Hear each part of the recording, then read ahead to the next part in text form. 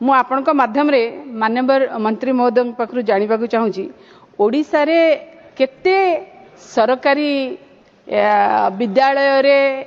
Computers अच्छी एवं internet रे फैसिलिटीज अच्छी केते जो फैसिलिटीज अच्छी आमे आजिर ए जो जुग अच्छी आर्टिफिशियल इंटेलिजेंस रो जुग ए जुगरे आमे पिलां को जतले आर्टिफिशियल इंटेलिजेंस कथा कहूचु पढ़ेबा कथा कहूचु आम पाखरे केते ट्रेन टीचर्स अछंती जो माने आर्टिफिशियल इंटेलिजेंस रो कोडिंग विषय रे जानिचंती एवं ट्रेनिंग नैचंती एवं से ट्रेनिंग आगो को जाई कि पिलांकर काम रे लागि परिबो। आदरणीय सदस्य ओडिशा रे एआई तथा कंप्यूटर शिक्षा संपर्क रे कोडिंग पर्यंत कौन प्रस्तुति अच्छी से विषय में प्रश्न पचारि मु आदरणीय सदस्य को विनम्रता सह जनइबा चाहिए जे वर्तमान 2020 शिक्षा नीति अनुजाई नुआ पाठ्यक्रम सबू प्रस्तुत होउची ओडिशा भी निजको से अनुसार द्रुततर भाव प्रस्तुत करुछि। एबे ओडिशा रे मोट 8000 हायर सेकेंडरी और सेकेंडरी स्कूल रे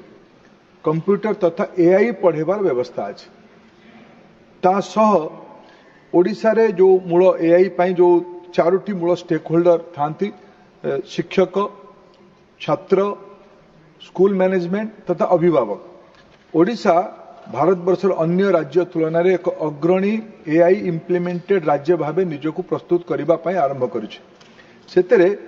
विशेष करके मूल आदरणीय सदस्य पचारे टीचर मानक कौन व्यवस्था कर ओडिशा सरकार बीणा दीदी नामक गोटे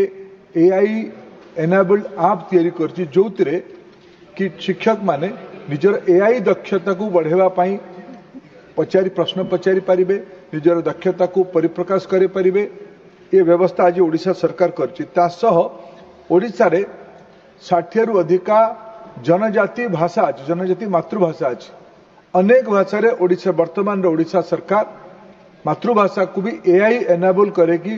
सामान्य पिला मानकु दूर दूरांत रे थिबा पिला मानकु एआई शिक्षा देबार व्यवस्था करछि। भारत सरकार तृतीय श्रेणी रु आकु एआई आधारित शिक्षार एई शिक्षा वर्ष रु व्यवस्था आरंभ भी करछि। ओडिशा ता भितर प्रथम अग्रणी राज्य भाबे अछि। ओडिशा रे प्रत्येक हायर सेकेंडरी स्कूल रे एआई और कोडिंग शिक्षा पई किछि स्पेशल बजेटरी एलोकेशन अछि कि आ खास करी आमे ट्राइबल एरिया बहुत अच्छी ट्राइबल स्टूडेंट्स बहुत अच्छा जो ट्राइबल स्टूडेंट्स अच्छा अंचल रे किभली भाव में आपको लागू करा जाय परिबो और जदि किछि भी प्रावधान नहीं ताहले प्रावधान करिवे की। आदरणीय सदस्य सबु स्कूल हाई स्कूल रे इंटरनेट रो व्यवस्था संपर्क रे प्रश्न पचार विशेष करके दूर दूरांत अंचल रे आदिवासी अंचल इंटरनेट रो व्यवस्था संपर्क प्रश्न उठाइले मु ए सदस्य गृह को जनइबा चाहिए विगत बजेट रे यानी या पूर्व वर्ष यानी 2 वर्ष पूर्व बजेट रे वित्त मंत्री घोषणा अच्छी प्रधानमंत्री योजना क्रमे भारत वर्षर सबु हायर सेकेंडरी स्कूल को सबु भारत वर्षर सब केवल ओडिशा नुहे भारत वर्षर सबु हायर सेकेंडरी स्कूल को ब्रॉडबैंड इंटरनेट कनेक्टिविटी भारत सरकार निज व्यवस्था रे उपयोग करिवो व्यवस्था करिवो से योजना अनुसार वर्षे 2 वर्ष भितर भारत वर्षर सबु स्कूल को हाई स्कूल को इंटरनेट ब्रॉडबैंड व्यवस्था हो। आज भी अगर आज भी हम लोग देखेंगे इंटरनेट कनेक्टिविटी में यूजर्स में और भारत सरकार